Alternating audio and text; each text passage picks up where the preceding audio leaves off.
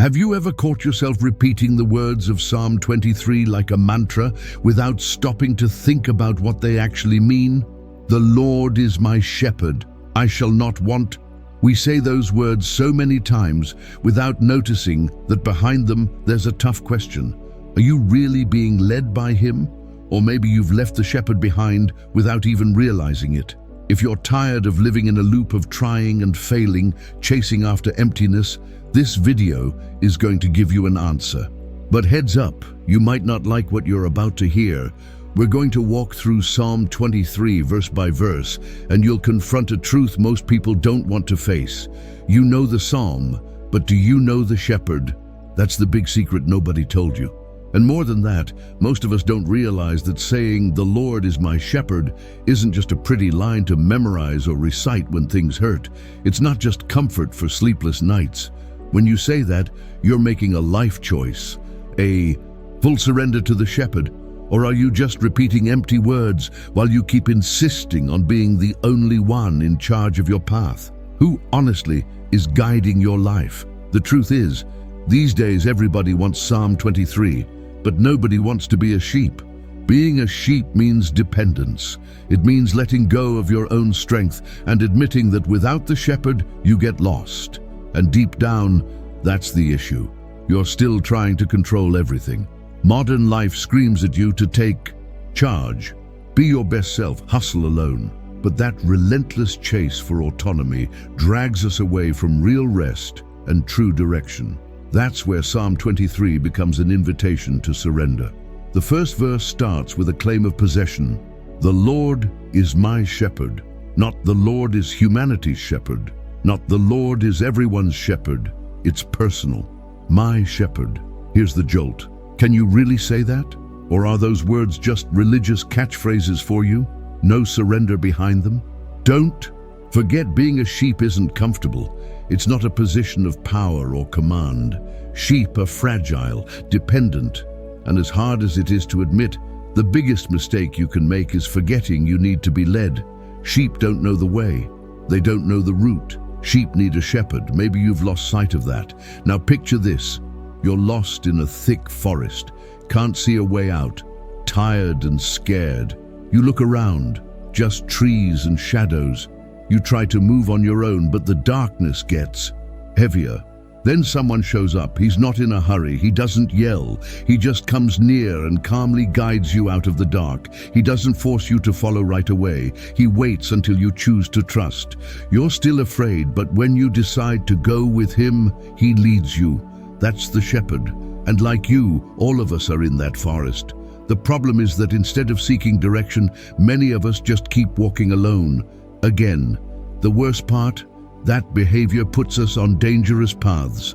You can't see the pit ahead, but the shepherd can. If you'll simply stop trying to be the boss, you'll notice he knows exactly where you need to go. He knows you. He knows the safe trails. Even when you don't get why he makes you stop or wait, the shepherd already knows what's next.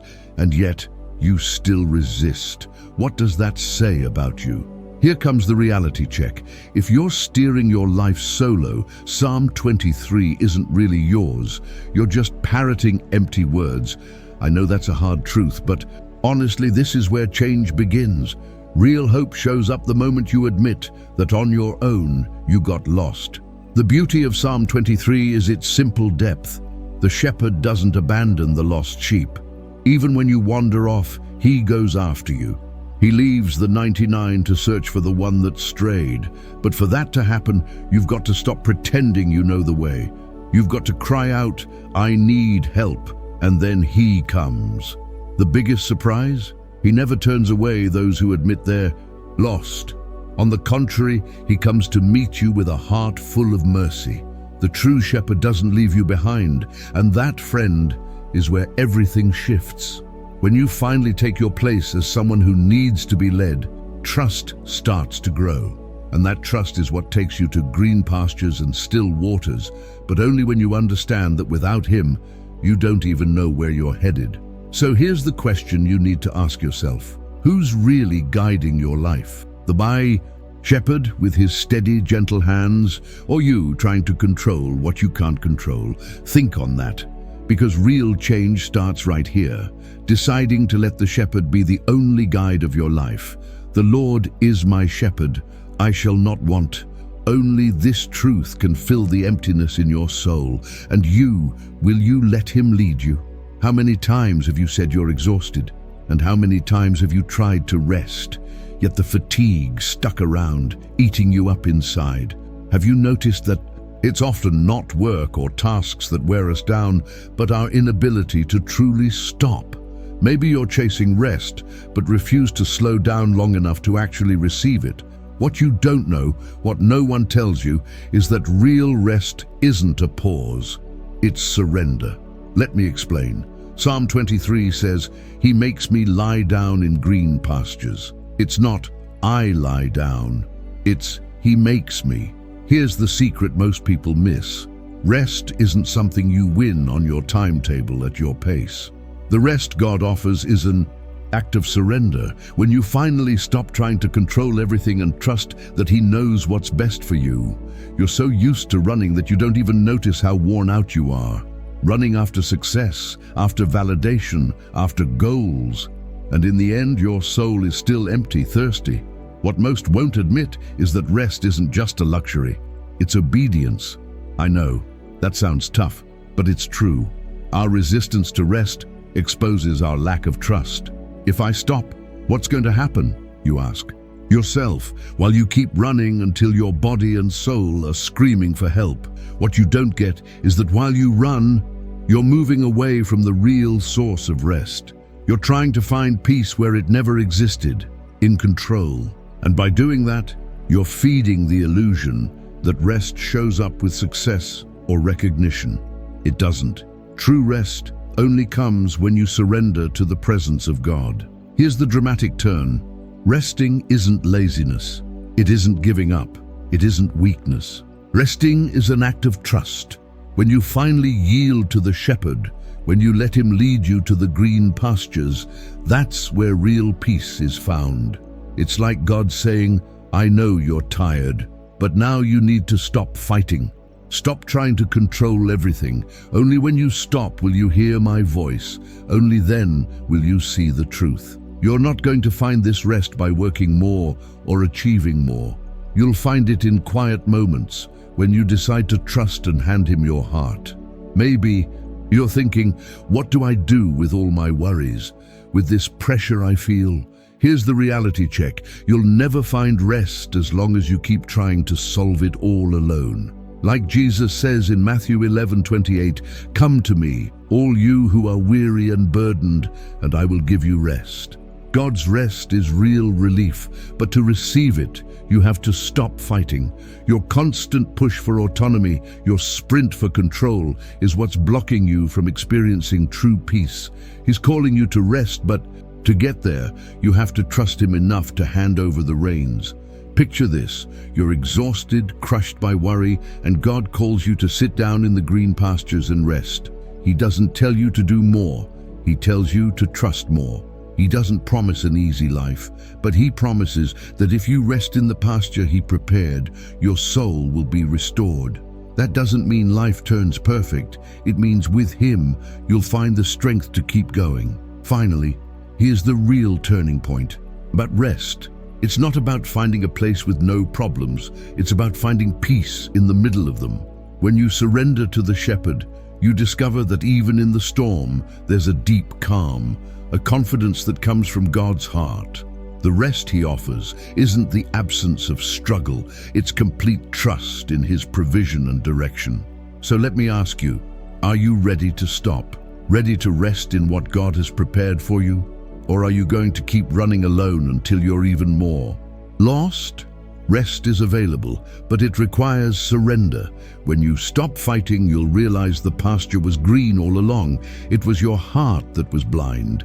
Have you ever wondered why, even surrounded by technology, work, friends, and a busy religious life, you still feel a huge lack of inner peace? Like no matter what you try, that emptiness hangs around somewhere deep inside. How many services have you attended? How many prayers have you prayed? And yet true calm never really shows up. What if I told you the peace you're after isn't about doing more or running faster, but something simple, almost invisible, that you've been ignoring. Psalm 23 says, "He leads me beside still waters, gently, not in a rush, not with shouting, not with a quick fix to life's dilemmas." Gently, what does that really mean? In a world pushing speed and urgency, God calls us to stop and listen. Still waters aren't just a place, they're a state of the soul. Rest on the inside. But what if I told you that you'll never reach those still waters by sprinting? What if the frantic pace of your life is the biggest barrier keeping you from real peace? Here's the issue. While you're trying to find peace in more activities, more meetings, more performance, more spiritual status, God is calling you to a quiet place. It's a silent invitation, a soft whisper asking you to stop, be still, and listen. The world screams, but God whispers. He doesn't shove anyone toward the still waters. He draws us like a father, calling a tired, lost child until the child finally hears him. But to hear, you have to stop. You have to trust God's timing, not your own clock. Now imagine this. You're in non-stop hustle chasing something. But deep down, you know that no matter how fast you run, relief won't come from that chase. So you pause. You close your eyes and breathe deep, setting your worries aside for a moment. In that instant, you catch something gentle. Not a loud voice, not a dramatic intervention, just a touch of peace. And then it hits you. The still waters were always within reach, but you were too busy to notice. When you finally stop, the weight of the world eases, and you find something deeper than success or achievement: God's presence. The emotional turn is this. No matter how hard you look for peace in the wrong places, it will only come when you let God lead you. Not with urgency, but softly, like a shepherd guiding his sheep through the fields. And this peace, this stillness, doesn't depend on being perfect or problem-free. It depends on daily surrender. When you get quiet, God can speak to your heart. But how long will you keep ignoring that call? How long will you chase peace where it can't be found? Still waters are like a hidden refuge that's always available, but you have to stop running to get there. If you keep escaping yourself, escaping what God wants to give you, peace will stay out of reach. Still waters aren't something you muscle your way into. They're somewhere God leads you when you let Him. It's a peace that rises from within, a calm that doesn't depend on circumstances, but on trusting what God has for you. The world says peace comes from getting more, achieving more, going faster. What it doesn't tell you is that true peace comes from stopping, trusting, and accepting the shepherd's pace. When you surrender, when you quiet down and listen to His gentle voice, that's when real peace starts to live in you. Not peace as the absence of problems, but peace as the presence of God in the middle of them. So here's a simple question. Are you ready to stop and listen to the shepherd's voice? Or will you keep chasing after something that deep down will never bring real peace? True peace isn't about doing more. It's about trusting more. It's found where you least expect it, in stopping and letting God lead you, gently, to the still waters. And when you do, you'll see that no matter how loud the world gets, you've found the one place where your soul truly rests. Have you ever hit rock bottom where nothing makes sense? Felt the raw pain of loss, loneliness, or hopelessness, like your world just fell apart? If you haven't yet, know this: the valley will come. The question isn't whether you'll face hardship, but how you'll walk through it. Psalm 23 talks about the valley of the shadow of death, and even though that line gets used at funerals and in seasons of grief, the truth runs deeper. It's not just about the end of life, it's about all the moments of pain, suffering, and uncertainty we face. And here's the hard truth: the valley isn't some detour, it's part of the road. The first surprise and a shock for many is that the valley isn't something to avoid. It's a place we all have to pass through. But what is the valley of the shadow of death, if not the experience of pain closing in so tight it feels like it's going to swallow you? Notice the Bible says shadow of death, not death itself. And you know what that means? A shadow only exists where there's light nearby. The valley, with all its darkness and sorrow, is called a shadow because something stronger than pain is present there. That something is God's presence. You might be looking at your situation right now and asking, where is God when I need him most? The answer may surprise you. God isn't outside the valley. He's with you in it. When you walk through the valley, when everything around you is collapsing, he won't leave you. The verse says, "You are with me." It's not a promise that we won't face hard times. It's a guarantee that he'll be with us in the darkest ones. Picture yourself on a blacked-out trail full of rocks and holes you can't see, but you feel a strong hand holding yours. You don't understand everything that's happening, but you know that hand is guiding you, steadying you, keeping you safe. That's what it means to have God with you in the valley. Not the absence of suffering, but the certainty that even in pain, he's there, holding you up. Here's the dramatic twist. You're not alone, even if everything around you says otherwise. When you're in the valley of the shadow of death, you're not being punished or abandoned. You're being shaped, refined. The pain you feel, the fear squeezing your chest, all of it works to strengthen your faith and shift your gaze from your circumstances to him. God doesn't promise to keep us from pain. He promises to walk with us through it. He uses the valley to purify our faith, teaching us to depend on him completely. And if you thought the valley was a place of defeat, think again. The valley is actually the scene of some of the deepest encounters with God. It's where his presence becomes more real, where he shows his faithfulness in ways you can't see during calm seasons. Walking the valley with him doesn't just make you stronger, it draws you closer. You start to realize true strength isn't avoiding pain, it's trusting his presence in it. But here's what nobody tells you. When people reach the valley, many give up. They look at the suffering and decide God left them. They get lost in the dark, and instead of trusting, they grab at quick exits, shortcuts that take them away from God. Real freedom and real peace come when you face the valley and say, I don't understand this, but I trust you, Lord. God's presence in the valley isn't surface-level comfort. It's deep sustenance that lets you endure what seems humanly impossible. The valley isn't the end of the story. It's the passageway. And when you come out the other side, you'll discover something powerful. When you were at your weakest, he was stronger than you ever imagined. You are with me. No matter how dark or deep the valley, he will be right there, by your side. And when you step out of it, it won't just be because you survived. It'll be because you came to know God's faithfulness in a way you never would have known without the pain. So if you're in the valley right now, if the pain feels unbearable and the darkness so thick you can't see a way out, don't quit. This isn't the end. Look to the shepherd. He's with you. He won't abandon you. When you come through this valley, you'll realize his presence was what held you up the whole time. The valley, with all its suffering, will become a testimony to a faithfulness that never fails. Maybe the hardest truth to swallow is this: life isn't about you. I know that stings. In a world that constantly teaches us to chase our own fulfillment, happiness, and purpose, hearing that your life isn't centered on you can feel like a punch to the gut. But in reality, it's the key to real freedom and inner peace. What if I told you that living for God's glory is where you finally find the purpose and satisfaction you've been searching for? That when you realize life is about his glory, you get set free from anxiety, selfishness, and the endless need for approval. The Bible says in 1 Corinthians 10:31, whether you eat or drink or whatever you do, do it all for the glory of God.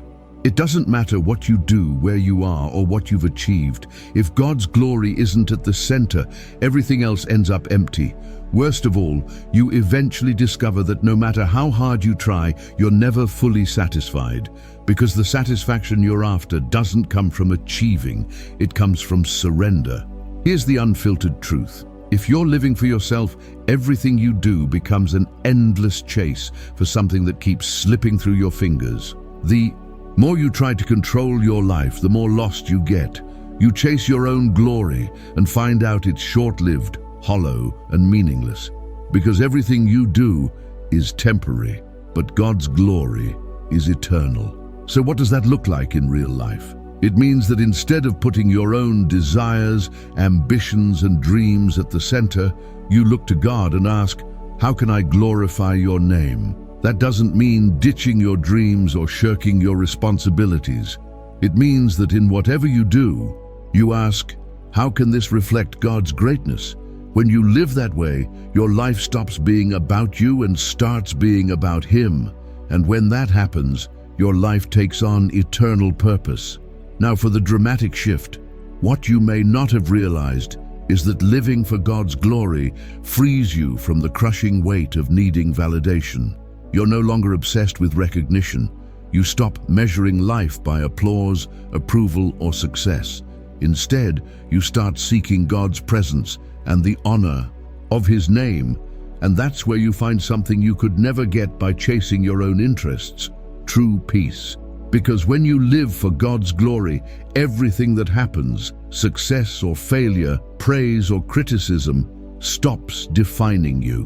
What matters is that in all things, He is glorified. Picture this: you pause in front of all your efforts and achievements and ask, who is this really for? When you live for God's glory, you stop being the main character in your own story. Life stops being about what you can pull off and becomes about how you can reflect God's goodness and greatness in everything you do. And in that shift, you're freed from the pressure to be perfect, to impress, to stay on top. Because in the end, what matters is that He is glorified. Here's the big reveal, the reality check. When you commit to God's glory, everything else starts to fall into place. The emptiness, anxiety, and insecurity begin to fade. Not because you grabbed more, but because you stopped living for yourself. You discover that real joy isn't in achieving, it's in surrender, in living to honor the one who made you. You stop being a slave to your ego and learn to live freely and honestly, without the chains of comparison or the endless chase for applause. And here's the final truth: living for God's glory isn't a burden, it's liberation. When you finally accept that life isn't about you but about Him, you experience real peace. The peace of acceptance, surrender, and trust that He's the one in control. You could have all the stuff and all the success, but without God's glory at the center, it's all empty. When you live for Him, you find a satisfaction nothing else can deliver. So let me ask you something simple but deep. Are you ready to stop living for yourself and start living for God's glory? When you do, you'll find that true freedom isn't in controlling your life. It's in placing your life in the hands of the one who created you for an eternal purpose. Because, in the end, the only glory that truly matters is God's glory. And when you start living for that, you finally start truly living. Congrats on sticking with this to the end. I know in such a hectic world it's rare to slow down and reflect deeply, so kudos to you for choosing to seek wisdom and growth in the light of the Christian faith. That shows a heart willing to grow and be transformed by God. Now, I want to hear from you. Drop a comment below, and if you're not sure what to write, just post, "I'm grateful to God," so we'll know who stayed till the end and is thankful for this journey of reflection. And if you haven't subscribed yet, go ahead and hit subscribe and turn on notifications so you can keep getting uplifting messages to strengthen your walk with Christ. At the end, we'll leave 2 more recommended videos with Christian reflections to help build up your faith and your spiritual journey even more. Don't miss the chance to keep growing. May God bless you, and see you in the next video.